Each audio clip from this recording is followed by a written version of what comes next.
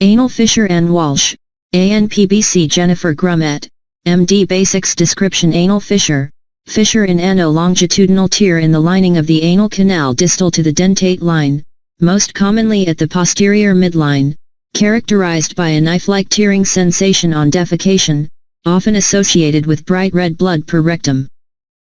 This common benign anorectal condition is often confused with hemorrhoids, may be acute or chronic, greater than 8 weeks, in duration or with the presence of hypertrophic papilla and sentinel pile, skin tag.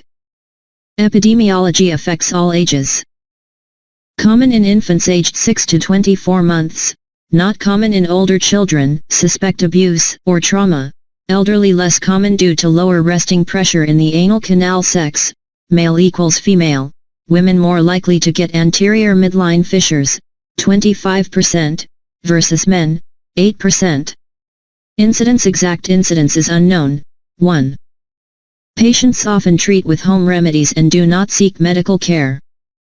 Prevalence 80% of infants, usually self-limited 10-20% of adults, most of whom do not seek medical advice. Alert lateral fissure, rule out infectious disease. Atypical fissure, rule out Crohn's disease. Etiology and pathophysiology: high resting pressure within the anal canal, usually as a result of constipation/straining, coupled with decreased perfusion of the posterior canal, leads to ischemia of the anoderm, resulting in splitting of the anal mucosa during defecation and spasm of the exposed internal sphincter. Genetics: none known risk factors. Constipation, 25% of patients, diarrhea, 6% of patients, passage of hard or large caliber stool. High resting pressure of internal anal sphincter, prolonged sitting, obesity, trauma, sexual activity or abuse, foreign body, childbirth, mountain biking, prior anal surgery with scarring/stenosis, inflammatory bowel disease, Crohn's disease, infection, chlamydia, syphilis, herpes, tuberculosis. General prevention: all measures to prevent constipation, avoid straining and prolonged sitting on toilet. Commonly associated conditions: posterior midline location, constipation, irritable bowel syndrome. Other locations: Crohn's disease, tuberculosis, leukemia, and HIV. Diagnosis: history: severe, sharp rectal pain, often within following defecation but can be continuous. Some patients will see bright red blood on the stool or when wiping.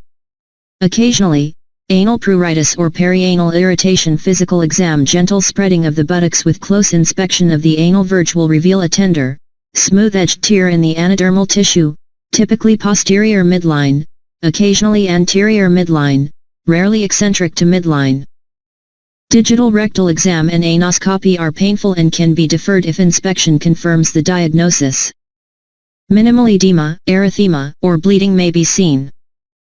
Chronic fissures may demonstrate rolled edges, exposed muscle fibers, hypertrophic papillae at proximal end, and a sentinel pile, tag, at distal end. Differential diagnosis: thrombosed external hemorrhoid, swollen, painful mass at anal verge, perirectal abscess, tender, warm erythematous induration or fluctuance, perianal fistula, abnormal communication between rectum and perianal epithelium with feculent or purulent drainage, pruritus on E, shallow excoriations and erythema rather than true fissure. Diagnostic tests and interpretation: diagnostic procedures/other. Avoid anoscopy/sigmoidoscopy initially unless necessary for other diagnoses or chronic fissures. Due to pain, some patients may require exam under anesthesia in order to confirm the diagnosis. Treatment: the goal of treatment is to avoid repeated tearing of the anal mucosa with resultant spasm of the internal anal sphincter by decreasing the patient's high sphincter tone and addressing its underlying cause. General measures: wash area gently with warm water, consume high-fiber diet, increase fluids, add daily fiber supplement, avoid constipation, maintain healthy weight. Medical therapy for chronic fissures usually initiated in a stepwise manner when needed. Topical nitrates, topical calcium channel blockers, botulinum toxin injections. Medication: first line acute fissures 50% will heal spontaneously with supportive measures. 1. B.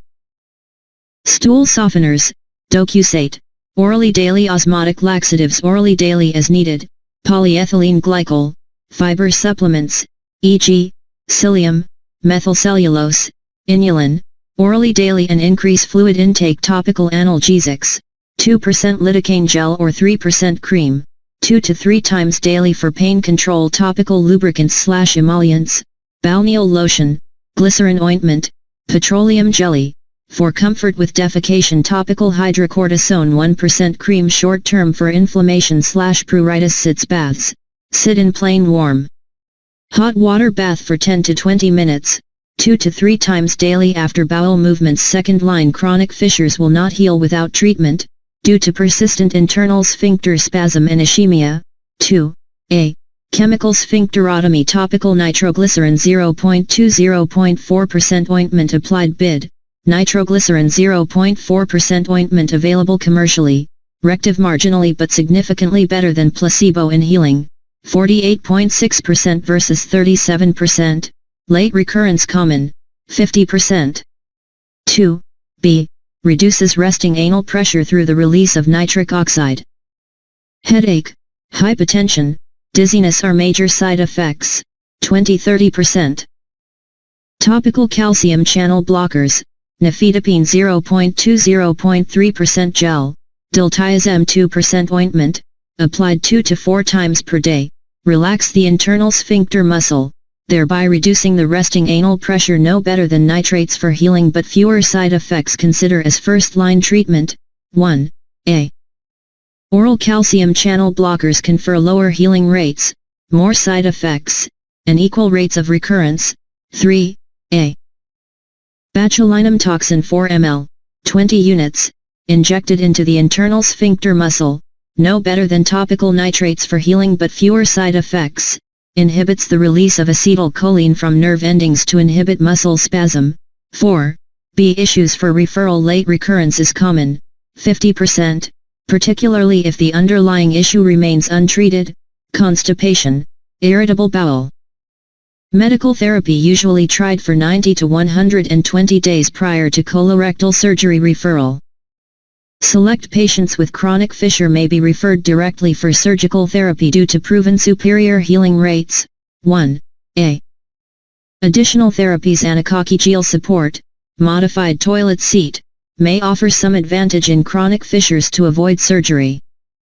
Surgery/other procedures. Surgery typically reserved for failure of medical therapy. Lateral internal sphincterotomy, LIS, involves division of the internal sphincter muscle and is the surgical procedure of choice. 95% healing. 1a.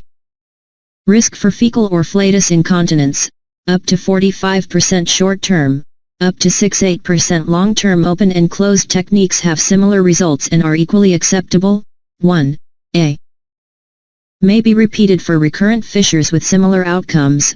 1c. Not typically performed on women of childbearing potential due to increased risk of fecal incontinence with or without subsequent obstetrical injury. 1. Anocutaneous flap safe alternative to LIS in patients without anal hypertonia with less incontinence but lower healing rates. 1b. Botulinum toxin injections also first-line treatment, less effective, 60-80% healing, than surgery but fewer complications. 4. See risk for fecal or flatus incontinence, 18% short-term, no long-term. May be repeated as needed with same efficacy, lower doses as effective as higher doses with lower rates of complications including incontinence and recurrence. 5. A higher doses combined with fissurectomy may be as effective as surgical sphincterotomy. 6. C. Controlled pneumatic balloon dilation may be used by gastroenterologists if surgical referral not available. Should not be used first line as benefits are not well documented. Uncontrolled manual dilation is no longer recommended. 5. C. Ongoing care. Diet high fiber, greater than 25 g/day, augment with daily fiber supplements, increase fluid intake, decrease caffeine. Patient education. Avoid prolonged sitting or straining during bowel movements, drink plenty of fluids, avoid constipation, lose weight if obese. Avoid use of triple antibiotic ointment and long-term use of steroid creams to anal area. Use a finger cot or glove when applying nitroglycerin ointment, and apply first dose before bedtime to minimize side effects. Topical medications should be applied directly to anal verge. No need to insert rectally. Alternative medicine therapies, hibiscus extract, clove oil, anal self-massage, need further study before they can be recommended as first-line treatment. Prognosis: most acute fissures heal within 6 weeks with conservative therapy.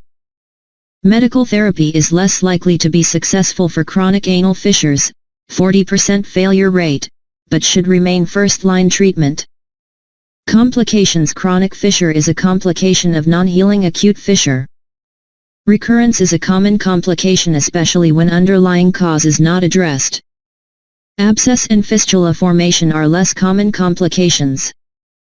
Fecal and flatus incontinence are primarily associated with surgery, 45% post-op, which may become permanent, up to 8% long-term, primarily to flatus.